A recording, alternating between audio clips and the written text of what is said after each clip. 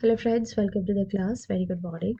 अभी के इस क्लास में I am going to explain you all कि अ, ये जो एक्सट्रोनियस एंड आपने कंफाउंडिंग वेरिएबल्स के बारे में सुना होगा, रिसर्च का ये टर्म्स है, इसका मतलब क्या होता है, इसका क्या मीनिंग है। ठीक है, तो बेसिकली ये आपका पेपर 1 से रिलेटेड है, जो कि आपका रिसर्च एप्टीट्यूड है। ठीक है, तो देखो, एक्सट्रेनियस को हम कंफाउंडिंग वेरिएबल भी बोलते हैं। एक्सट्रेनियस वेरिएबल आपका एक ऐसा वेरिएबल होता है जो इंडिपेंडेंट वेरिएबल से अलग होता है, बट आपका इंडिपेंडेंस से ज़्यादा वैल्यूबल होता है। दैट मीन्स आपका एक्सट्रेनियस वेरिएबल की वजह से आपका डिपेंडेंट वेरिएबल पर असर हो सकता है।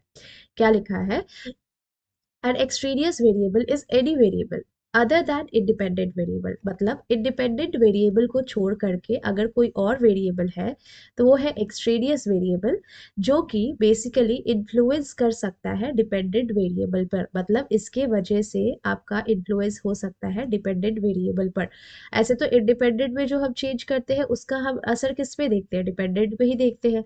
बट अदर दैन अगर हम इंडिपेंडेंट की बात करें तो एक्सट्रेनियस वेरिएबल भी है जो डिपेंडेंट वेरिएबल में चेंजेस ला सकता है इन रिसर्च स्टडी। ये वो वेरिएबल होता है जो that is not focus of the study but can create noise और इंट्रोड्यूस एरर, जिसकी वजह से आपका रिजल्ट पर असर हो सकता है अगर हम कंट्रोल ना करें तब। समझ में आया?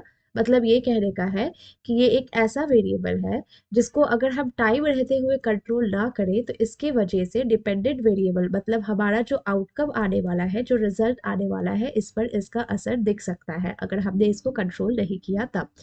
अब यहाँ पे देख सकते हो की फीचर एक्सट्रेनियस वेरिएबल का, जैसे कि अनइंटेंडेड इफेक्ट। ये आपका अनइंटेंशनली आता है, ठीक है, आपके स्टडी पर जिसका असर होता है, जिसकी वजह से आपको इनएक्यूरेट कंक्लूजन मिलता है।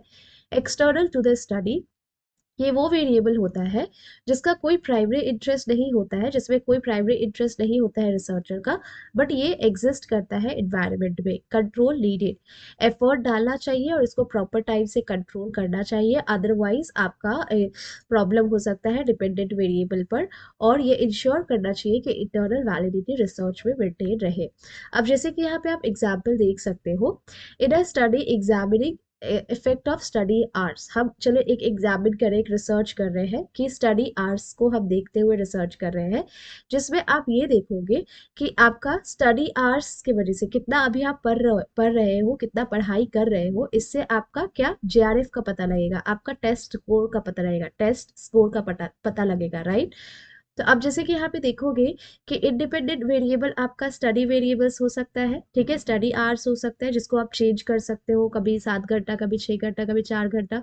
और इसका रिजल्ट आपको किस पे मिलेगा? ये इस पे मिलेगा, तो ये क्या हो जाएगा? ये डिपेंडेंट वेरिएबल हो जाएगा। करेक्ट है, ये आपका डिपेंडेंट वेरिएबल हो जाएगा, है ना। This is your dependent variable. समझ में आ रहा है मैं क्या बोल रही हूँ? चलो मैं फिर से बताती हूँ, इरेज करके। देखो क्या लिखा है यहाँ पे। हम लोग एक रिसर्च कर रहे हैं, ठीक है।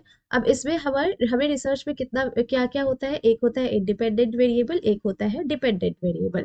अब जैसे कि मान लो हमने लिया स्टडी आवर्स को हमारा इंडिपेंडेंट वेरिएबल, ठीक है, कितने घंटे हम पढ़ाई कर रहे हैं, तो ये हुआ हमारा स्टडी आवर्स, हमारा इंडिपेंडेंट वेरिएबल। और इसकी वजह से हमें जो रिजल्ट मिलेगा दैट इज आर जेआरएफ, है ना, मुझे जो जेआरएफ मिलेगा वो हो जाएगा हमारा डिपेंडेंट वेरिएबल, क्योंकि ये हमारा आउटकम होता है। करेक्ट है, ये हमारा आउटकम होता है, ठीक है। तो डिपेंडेंट वेरिएबल क्या होता है? डिपेंडेंट वेरिएबल मतलब वही होता है ना जो हम आउटकम चेक करते हैं। अब इसमें एक्सट्रेनियस वेरिएबल क्या होगा? अब आप एक बात याद रखो कि इंडिपेंडेंट वेरिएबल और डिपेंडेंट वेरिएबल के बीच में जो आएगा पॉइंट्स, वो सब आपका एक्सट्रेनियस वेरिएबल होगा। जैसे कि आप कितने घंटे सो रहे हो, आपका सोने की वजह से आपका जेआरएफ पे इम्पैक्ट पड़ सकता है। आपका इंटेलिजेंस लेवल क्या है, आपको पहले से कुछ आता है या नहीं आता है। जैसे कि जिन बच्चों के लिए ये लाइक जिन बच्चों ने पहले से पढ़ाई किया होगा, उनको इस टाइम पढ़ाई करने में थोड़ा कम एफर्ट देना होगा, लेस एफर्ट देना होगा, तो उनके लिए टाइम सेविंग ज़्यादा हो पाएगा, तो वो रिविजन ज़्यादा से ज़्यादा कर पाएंगे। इससे उनका ये आउटकम चेंज होगा, राइट।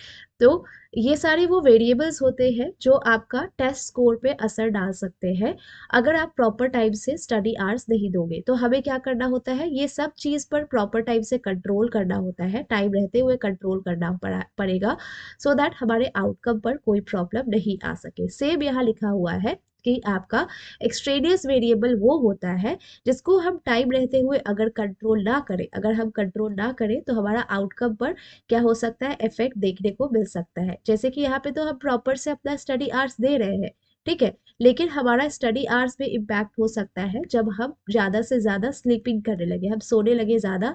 तो हमारा जहाँ पे हम 7 घंटा पढ़ाई के लिए दे रहे थे, अब हम मान लो पहले 8 घंटा सोते थे, अब हम 9 घंटा सो रहे हैं, तो इसमें हमारा 6 घंटा स्टडी आवर्स चल जाएगा, तो जिसमें 1 घंटा हमारा मिस हो गया, जिसकी वजह से मेरा क्या होगा, मेरा रिजल्ट पे असर दिखेगा। तो आपका एक्सट्रेनियस वेरिएबल मतलब वो होता है जो अनइंटेंशनली आ जाता है आपके आपके स्टडी में, आपके रिसर्च में, एंड जिसको आपको कंट्रोल करना होता है, नहीं तो डिपेंडेंट वेरिएबल पर उसका असर आप देख सकते हो। ठीक है, तो ये वो सारे वेरिएबल हो जाते हैं। ठीक है, अब आगे देख सकते हो type of extraneous variable, participant variable, जहाँ पे आपका एज हो गया, जेंडर हो गया, इंटेलिजेंस हो गया, मूड हो गया, सिचुएशन क्या है, noise, lightning, time of day, ये हो गया। एक्सपेरिमेंटल वेरिएबल, बिहेवियर क्या है रिसर्चर का, उनके tone of voice, body language क्या है, डिमांड कैरेक्टरिस्टिक, आपका बिहेवियर। ठीक है, तो ये सब को हम मैनेज कर सकते हैं रैंडमाइजेशन से, रैंडमली हम असाइन कर सकते हैं पार्टिसिपेंट को सारा टास्क, स्टैंडर्डाइजेशन से, कंट्रोल ग्रुप से, स्टैटिस्टिकल से। तो हम एक्सट्रेनियस वेरिएबल को अगर आइडेंटिफाई करते हैं और कंट्रोल करते हैं तो हमें better isolate and independent variable के वजह से आपका डिपेंडेंट वेरिएबल पर कोई इफेक्ट नहीं पड़ेगा। ठीक है, तो ये रहा आपका एक्सट्रेनियस वेरिएबल का मीनिंग, जिसको हम कंफाउंडिंग वेरिएबल भी बोलते हैं, जो अनइंटेंशनली आपका रिसर्च का आउटकम पर इफेक्ट डालता है अगर हम उसको कंट्रोल नहीं कर सके तो आई होप आपको ये समझ में आ गया हो। कहीं कुछ डाउट हो तो डेफिनेटली आप कमेंट करना। ठीक है, कमेंट करना, आपको मैं हेल्प करूंगी। Okay, thank you so much for watching everyone. Thanks a lot.